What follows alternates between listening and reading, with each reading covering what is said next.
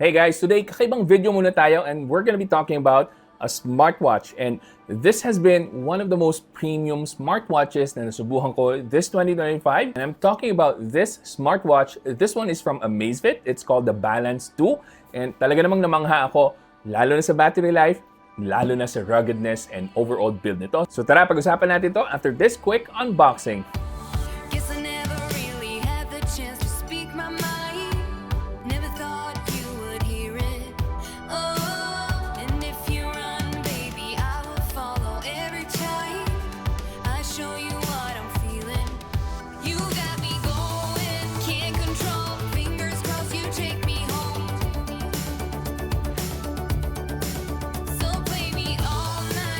Alright, so sa unboxing pa lang, natuwa na agad ako because we get an extra strap. This one that I'm using is the orange na strap, but we also have the black strap kung ayaw nyo namang masyadong flashy yung wrist strap nyo. And what's good about this is that universal yung strap attachment niya, so that means pwede tayong gumamit ng kahit anong strap na mahanap natin online, like what I did with mine. Now, humanap ako ng metal strap para medyo classy yung datingan pag pumupunta ako sa office and I'm not using this for exercising. So sa usapang build and design, meron tong 1.5-inch na display and it's AMOLED already. And meron itong sapphire glass protection.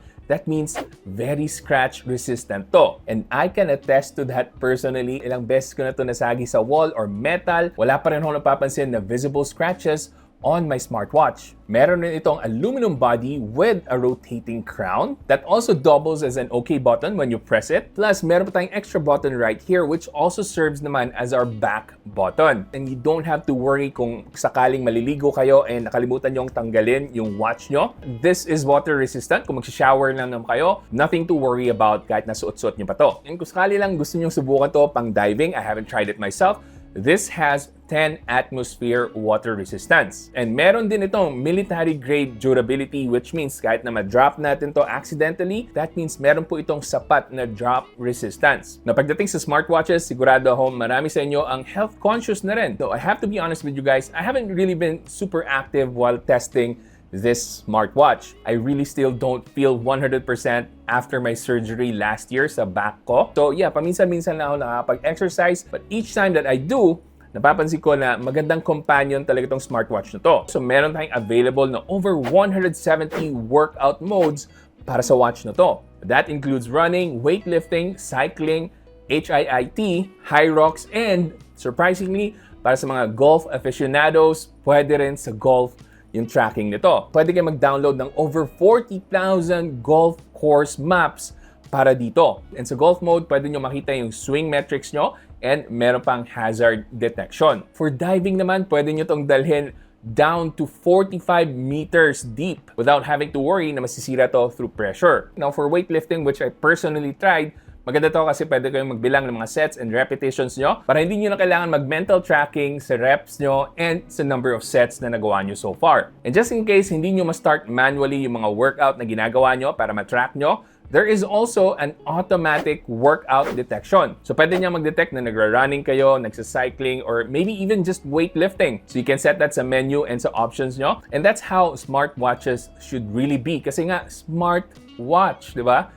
Hindi na dapat natin kailangan pa mag-manual pa. Pero ako personally, pinaka-nagagamit ko talaga to is to track my steps on a daily basis. Although if you can see my data dito sa app natin, mapapansin nyo talaga hindi ako ganun ka-active. Kailangan ko talagang at least ma-increase to 5,000 and then gradually to 10,000 steps per day.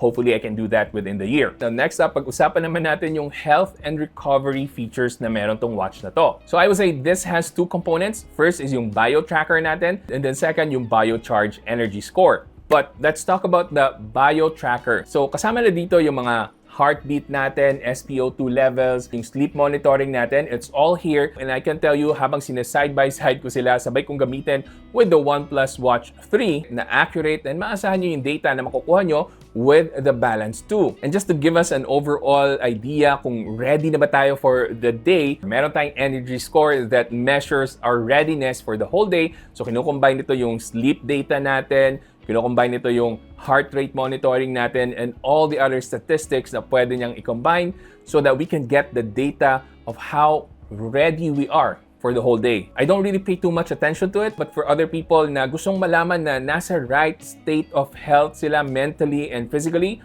then this might be helpful. And let's not forget, napakaraming smart features na pwede dito sa device na to. Bukod pa sa pwede nyong palitan with a lot of watch face options through the Zepp app, na by the way is compatible with iOS and Android as well. So this runs on Zepp OS, and what I appreciate about this is that we have a built-in AI called the Zepp Flow. So just in case you want to check the weather or you want to set an alarm for your watch, you can simply press down the crown button and you can give your commands na. Other things that you can do with this smartwatch, pwede kayong tumanggap ng calls, and this has a built-in microphone so maririnig kayo ng kausap nyo kahit na dito lang kayo nagsasalita. And of course, solid rin yung speaker nito. It's probably one of the loudest speakers that I've heard on a smartwatch.